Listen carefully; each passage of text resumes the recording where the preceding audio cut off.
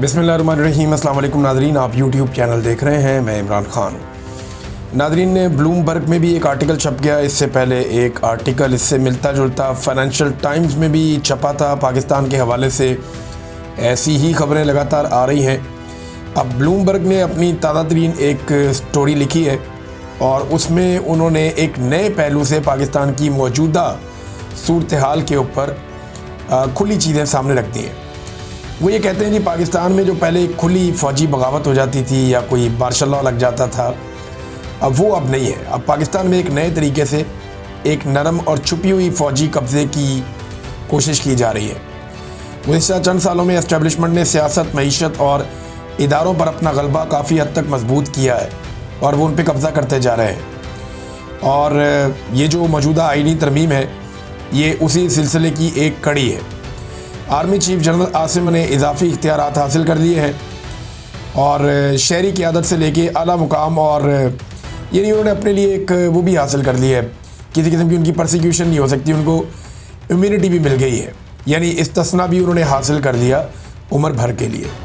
अखबार ये बताता है कि पाकिस्तान को जो फ़ौज को वापस पाकिस्तान के अंदर एक बहुत भरपूर ताकत मिल रही है और फ़ौज जो कुर्सी के ऊपर बैठ रही है, इससे पाकिस्तान को मुस्तकबिल में शदीद पछताना पड़ेगा, क्योंकि ये ना सिर्फ जमहूरियत को ख़त्म कर देगा पाकिस्तान में, बल्कि मुल्क की माशी इस्तेहकाम और समाजी तरक्की को भी बुरी तरह ख़तरे में डाल देगा। फिर उन्होंने बताया पाकिस्तान में हमेशा से फ़ौज ही तगड़ी रही है और माजी में कुछ ऐसी दहाइयाँ रहीं जिनमें ख़ास तौर पर फ़ौजी हुक्मरान ही यहाँ पर हुकूमत करते रहे हैं, लेकिन बहुत सारे वाक़यात ऐसे हुए जहाँ पर फ़ौजियों ने कुछ नाकाम मुहिम्मात चलाई, फ़ौजी डिक्टेटरों ने या जर्नैलों ने। 1971 का भी एक वाक़या इसके अंदर रिपोर्ट किया गया और जुल्फ़िकार अली भुट्टो जैसे सियासतदानों को पीछे धकेला गया। माजी में बराह रास्त भी आ जाते थे, लेकिन अब सूरत हाल उससे मुख्तलिफ है।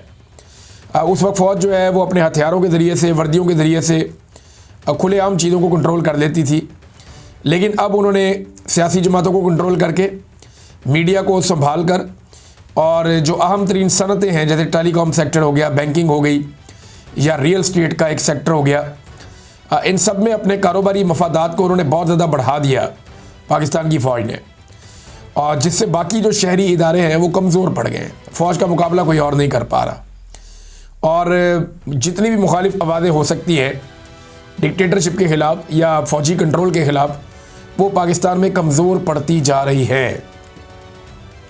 वो ये कह रहे हैं जो मौजूदा तरमीम हुई है, इसकी वजह से आसिम मुनीर साहब को बहुत वसी इख्तियारात मिल गए हैं और सियासी फ़ैसलों में उनका किरदार फ़ैसला कुन हो गया है।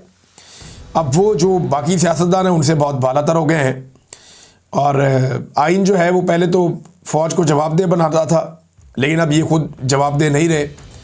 और साथ ही उन्होंने ये भी बताया, ये जो आर्टिकल है इसके अंदर जो लिखने वाले हैं वो ये भी कह रहे हैं कि 1970 की दहाई में पाकिस्तान जिस तबाही का शिकार हुआ था, मिलिट्री डिक्टेटरशिप के नतीजे में, फ़ौजी गलबे के नतीजे में, पाकिस्तान उसी तबाही की तरफ आगे बढ़ता जा रहा है। IMF का बोझ भी बढ़ रहा है और इसकी वजह एक वो ये बताते हैं कि जो मिलिट्री इस्टेब्लिशमेंट है वो कौमी मफादात की बजाय अपने ज़ाती मफादात को तरजीह देते हैं, यानी अपने मफादात को ज़्यादा तरजीह देते हैं इस्टेब्लिशमेंट के लोग, बजाय इसके कि वो कौम के मफाद को तरजीह दें। और फिर इसी आर्टिकल में लिखा गया, कौम अगर खड़ी ना हुई या अवाम इसके ख़िलाफ़ खड़ी ना हुए तो पाकिस्तान माजी की गलतियों को दोहराकर मुस्तकिल तौर पे अदम इस्तेहकाम का शिकार हो जाएगा। इससे पहले ऐसे ही एक आर्टिकल जो है वो छपा था फाइनेंशियल टाइम में भी, दीगर कई और जगहों पे इस तरह की वार्निंग पाकिस्तान के बारे में जारी की जा रही है। जो कुछ पाकिस्तान में इस वक्त पाकिस्तान की मिलिट्री इस्टेब्लिशमेंट, ख़ास तौर पे आसिम मुनीर साहब कर रहे हैं।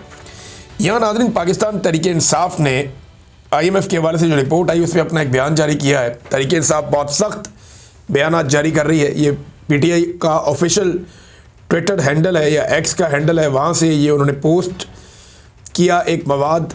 इसमें लिखा है कि IMF रिपोर्ट, पाकिस्तान में बदतरीन करप्शन बेनकाब, आसिम मुनीर तारीख का जालिम तरीन डिक्टेटर और एक जहनी मरीज़ है। आसिम मुनीर अपनी कुर्सी की हवस में कुछ भी कर सकता है। ये इमरान खान साहब का स्टेटमेंट है जो उन्होंने बाकायदा जेल के अंदर से दिया था और ये स्टेटमेंट बाकायदा उनके अपने एक्स हैंडल से शाया भी किया गया था। अब इसमें बताया जा रहा है पाकिस्तान तहरीक इंसाफ की जानिब से कि IMF रिपोर्ट पाकिस्तान के रियासती इदारों में बदतरीन करप्शन के होशरुबा इंकशाफात हुए हैं। जीडीपी का 6.5% करप्शन की नज़र हो जाता है। और ये कितना पैसा है? ये लगभग कोई 25 अरब डॉलर्स है। ये इतना पैसा है जितना पाकिस्तान, लगभग इससे थोड़े कम पैसों की पाकिस्तान एक्सपोर्ट्स करता है टोटल। इतना पैसा तो करप्शन में ही जाता है पाकिस्तान में। फिर उसके बाद जीडीपी की जो ग्रोथ है वो माली करप्शन की वजह से 2.5% रहेगी, जो इमरान खान साहब के दौर में 2 साल तक लगातार 6% पे तरक्की कर रही थी। फिर SIFC, ये आर्मी चीफ आसिम मुनीर का एक बड़ा शाकार इदारा, और इसकी कानूनी हैसियत और इस पर जवाबदेही के मैकेनिज़्म की अदम मौजूदगी पर कड़ी तनकीद की है IMF ने, और उन्होंने कहा शफाफियत के लिए फौरी तौर पे इसकी सालाना रिपोर्ट जारी की जाए। अरबों रुपए के ठेकों में उन्होंने कहा शफाफियत लाई जाए, और जो है वो टेंडरिंग की जाए, यानी इलेक्ट्रॉनिक टेंडरिंग की जाए ताकि पता चले सबको, उसमें शफाफियत आनी चाहिए, और पार्लिमानी निगरानी लाजमी करार दी जाए। टैक्स और अदालती निज़ाम में इस्लाहात का मुतालबा। अच्छा, अदालती निज़ाम के हवाले से मैं आपको एक बात और याद दिलाता हूँ। आपको याद होगा IMF का वफद 11 फरवरी 2025 को सुप्रीम कोर्ट ऑफ पाकिस्तान भी गया था। IMF का वफद, आपको याद होगा मैंने आपसे कहा था कि उस दौर में कि ये हालात आ गए हैं कि पाकिस्तान की अदलिया के साथ IMF का वफद मीटिंग करता फिर रहा। IMF अब पूरी निगरानी कर रहा था, एक एक महकमे में गया, एक एक जगह उन्होंने देखी, उन्होंने आईनी तरमीम का भी जायज़ा लिया, उन्होंने चेक किया कि पाकिस्तान के साथ ये करने क्या वाले हैं एस्टेब्लिशमेंट वाले। जब उन्होंने सारा कुछ चेक किया तो एक रिपोर्ट उन्होंने बना के दे दी। उन्होंने कहा जी ये रिपोर्ट हमने बना दी है, ये आपके अंदर कमियां कोताहियां, ये काम आप करेंगे तो आप बच जाएंगे, वरना आपका बेड़ा गर्क हो जाएगा। पाकिस्तान की हुकूमत ने वो रिपोर्ट ही छुपा के रख ली, वो रिपोर्ट पब्लिक ही नहीं करते थे। IMF कह रहा पब्लिक करो, ये पब्लिक नहीं कर रहे। फिर IMF ने कहा जी पैसे चाहिए देने, 1.2 अरब डॉलर का रुका हुआ मामला। इन्होंने कहा जी पैसे तो चाहिए। उन्होंने कहा पहले रिपोर्ट पब्लिक करो।